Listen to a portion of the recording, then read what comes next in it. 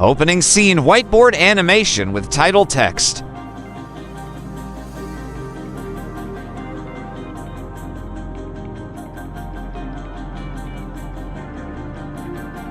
Let's get started understanding the basics of reinforced concrete beams. Before diving into the design process, let's understand the basics of reinforced concrete beams. A reinforced concrete or C-beam is a structural element designed to carry loads primarily through bending. It consists of concrete, which resists compression, and reinforcement bars, rebar, which handle tension forces. This combination enhances the beam's strength and durability. Brief explanation. What is a reinforced concrete beam and why is it important? A reinforced concrete beam is a critical structural element in modern construction.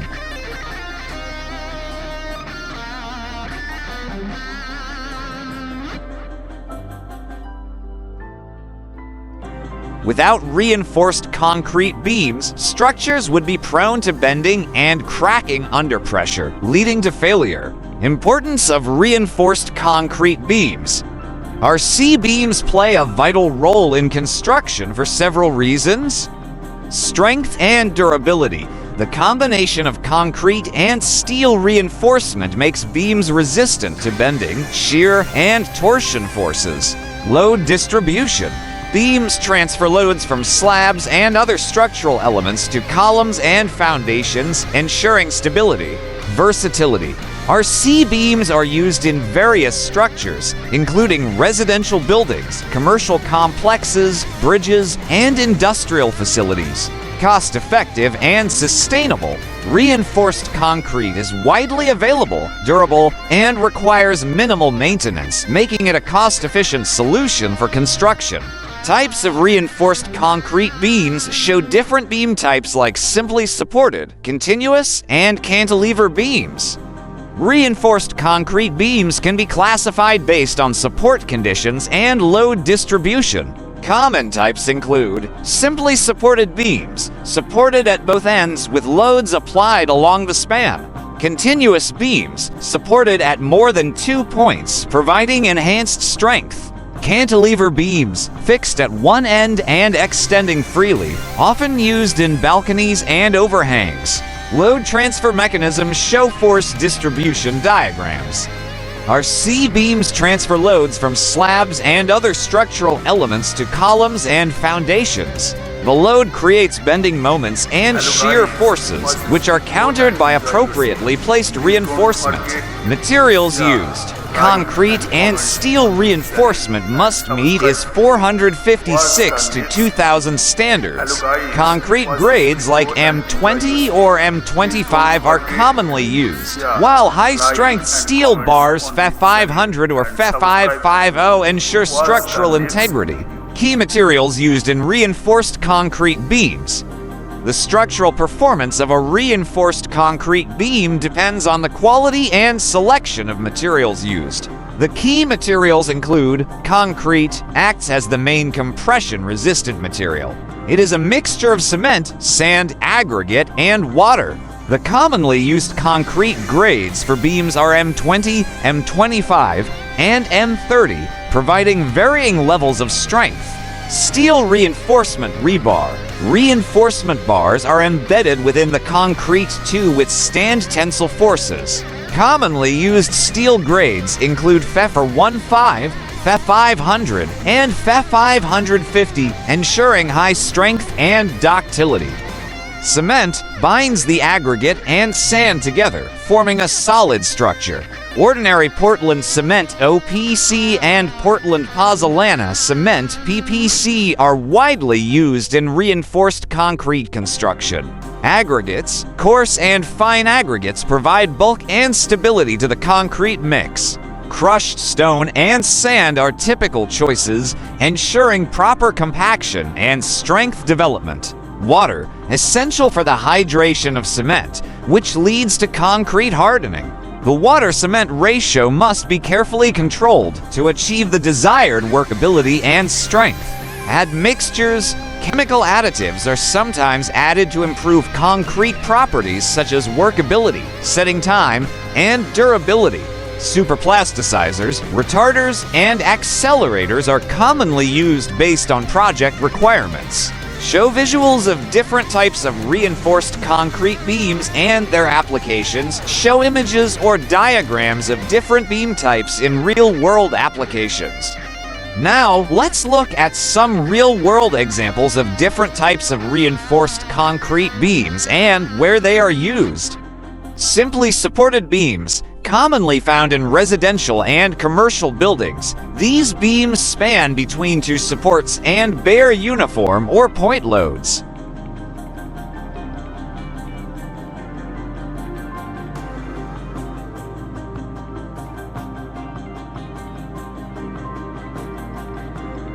Cantilever beams, found in balconies, bridges, and canopies. These beams extend beyond their supports and require careful reinforcement detailing. T-beams, frequently used in floor construction. T-beams provide additional stiffness and reduce slab thickness. Press-stressed concrete beams, utilized in bridges and large span structures. These beams are preloaded with compressive stress to counteract tensile forces. Future benefits and precautions. The long-term benefits of properly designed reinforced concrete beams include structural longevity. Well-designed beams improve the durability of buildings and infrastructure, reducing the need for frequent repairs. Safety assurance. Following design codes and best practices ensures that structures remain safe under various loading conditions. Cost savings. Properly engineered beams minimize material wastage and maintenance costs over time. Sustainability. Efficient design and material selection contribute to environmentally friendly construction. Precautions to take in reinforced concrete beam design. To ensure the best performance of reinforced concrete beams, the following precautions should be taken. Proper load calculation. Incorrect assessment of loads can lead to underdesign or overdesign, affecting safety and economy. Adherence to codes. Following is 456 to 2000 and other relevant standards ensures compliance and safety. Quality materials. Using low-quality concrete or steel can lead to structural failures. Accurate placement of reinforcement. Incorrect reinforcement placement can reduce load-bearing capacity and cause cracks. Proper curing. Ensuring sufficient curing prevents shrinkage, cracks, and enhances durability. Also, further going to briefly discuss innovations like fiber-reinforced concrete or self-healing concrete. Modern advancements in concrete technology have led to innovative materials that enhance durability, strength, and sustainability. To such innovations are fiber-reinforced concrete (FRC) and self-healing concrete. 1. Fiber-reinforced concrete (FRC). What it is, FRC incorporates fibers such as steel, glass, synthetic, or natural fibers into the concrete mix. Benefits. Improves tensile strength and ductility. Reduces crack propagation. Enhances impact and fatigue resistance. Applications. Used in pavements, tunnels, bridges, and earthquake-resistant structures. 2. Self-healing concrete. What it is, this innovative concrete contains bacteria or chemical agents that react with water and air to seal cracks automatically. Benefits. Increases lifespan by reducing water penetration. Reduces maintenance costs. Enhances sustainability by reducing the need for repairs. Applications. Used in infrastructure projects, underground structures, and marine environments. Both FRC and self-healing concrete represent significant advancements, making construction safer, more durable, and cost-effective. These innovations are shaping the future of sustainable and resilient structures. In these connection further, I would like to emphasize of highlight common mistakes in beam design and how to avoid them. Beam design is a critical aspect of structural engineering, and even minor mistakes can lead to structural failures. Here are some common errors and ways to prevent them. 1. Incorrect load assumptions. Mistake. Underestimating live and dead loads can lead to inadequate beam sizing. Solution. Always consider actual load conditions, including future modifications, and follow is 456 load factors. 2. Ignoring deflection limits. Mistake. Designing beams based only on strength, ignoring serviceability limits. Solution. Check deflection using D ratios as per is 456 to ensure user comfort and prevent cracking. 3. Insufficient reinforcement. Mistake. Providing less reinforcement than required, leading to failure. Solution. Follow is 456 minimum and maximum reinforcement limits. 4. Improper anchorage and lapping. Mistake. Inadequate lap length and anchorage can cause bond failure. Solution. Provide lap lengths as per is 456, typically 40 to 50 times bar diameter. 5. Ignoring shear design. Mistake. Overlooking shear reinforcement leads to sudden failure. Solution. Use proper stirrups as per shear force calculations. By following these guidelines and is 456 recommendations, beam failures can be prevented, ensuring a safe and efficient structure. Role of a civil engineer. A civil engineer plays a crucial role in designing, constructing, and maintaining reinforced concrete beams. Responsibilities include structural analysis, evaluating loads, moments, and stresses to determine the beam dimensions and reinforcement, material selection, choosing high-quality concrete, steel, and other materials to ensure durability and performance, compliance with standards, ensuring that all designs meet regulatory and safety requirements, construction supervision, overseeing the correct implementation of the design during construction, quality control, conducting tests on materials and completed structures to verify compliance with design specifications.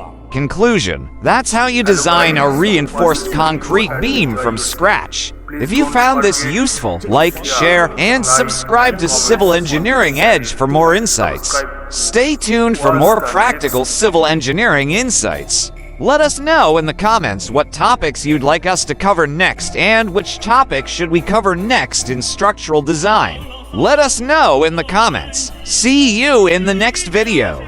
As shown over here, we are having a uniformly distributed load of 8 kilonewton per meter. That is for 1 meter length of load, that is acting as 8 kilonewton. Then for 6 meter length, because uniform distributed load is acting over the entire span length.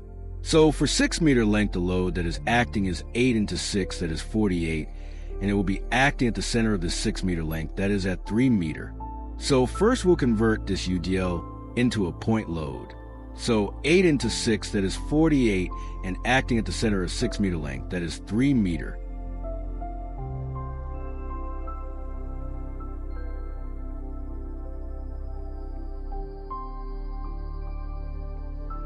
Welcome to Civil Engineering Edge.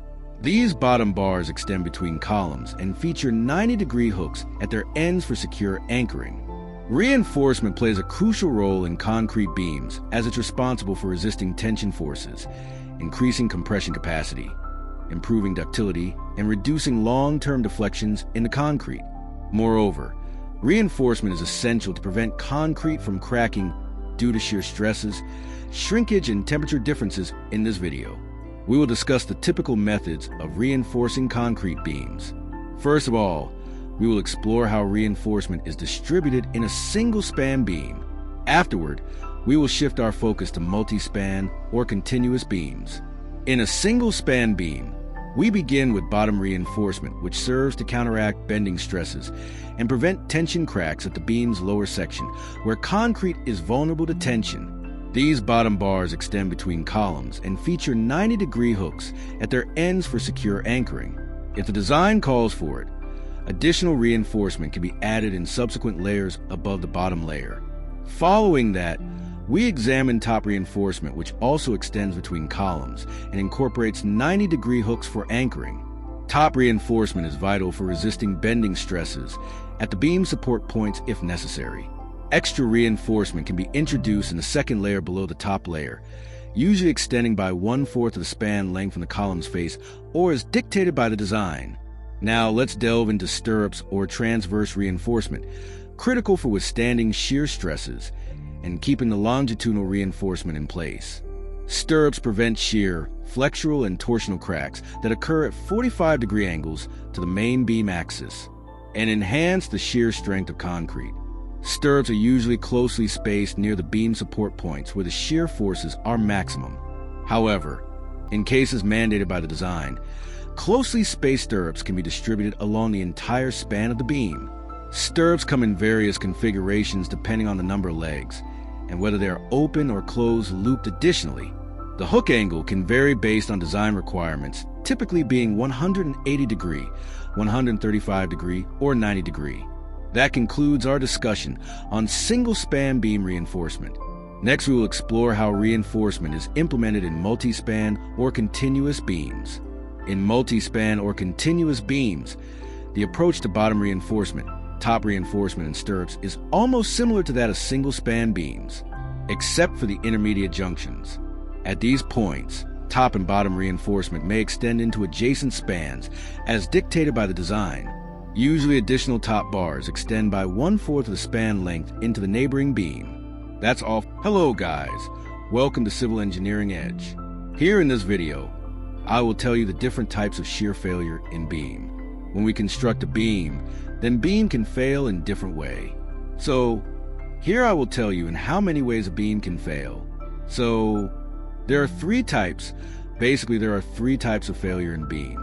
One is diagonal tension failure, and another is diagonal compression failure, and another is flexural tension failure. So now, let's discuss one by one. First of all, the diagonal tension failure. In diagonal tension failure occurs near the support where shear force is large, and as compared to the bending moment guys. Here you can see the beam. For example, this is a support. It means this is a column, and this is another column. Now here we have put a beam. This is a beam, and you can see we have to know that here at the end support of the beam, the shear force is maximum as compared to the bending moment, and these types of diagonal tension failure occur at the end of the beam at the near support of the beam. Next one is a cracks for makes 45 degree with horizontal, and these types of failure occur when the cracks in the beam occurs at the 45 degree less than 45 degree. Then these types of failure is known as diagonal tension failure. And we have to know two things. These types of failure occur at the end support, and it makes below 45 degree with the horizontal cracks in the beam. Now, let us move the second type of failure. The second type of failure is diagonal compression failure, and these types of failure occurs at the span between the support and the mid-span. This types of failure. For example, this is our mid-span, and this is the end support. This types of failure occur at the mid-span between this in support and mid-span. This in support at this mid-span. This types of occur at this region, this area. Now at the section shear force and bending moment show approximately equal value. We have in previous failure, we have seen that the shear force is maximum at the wind support, but at this region the shear force and bending moment show equal values. Now these types of failure make 45 degree to 90 degree with horizontal, and these types of failure make cracks in beam about 45 degree to 90 degree with the horizontal. So we have to know these three things for the diagonal compression failure. It occurs at the mid-span between the middle point and end support of the beam, and it makes 45 degree with the horizontal cracks. Now, let us move to our third failure. The third failure is flexural tension failure. These types of failure occurs at the mid-span of the beam. You can see in this beam it exactly crack occur at the mid-span of the beam, and here the value of moment considerably higher than shear force. And here at this point the shear force is minimum and the moment is maximum. So these types of failure make exactly 90 degree with the horizontal, and these types of failure occur. Make 90 degree with the horizontal. This types of cracks make 90 degree with the horizontal. So guys, these two things we have to know. These types of failure occur exactly at the mid-span of the beam and makes 90 degree cracks in the beam with the horizontal. Also, we have to know here the moment is maximum. Then the shear force is almost zero. So guys, these are the different types of failure in the beam. Thank you.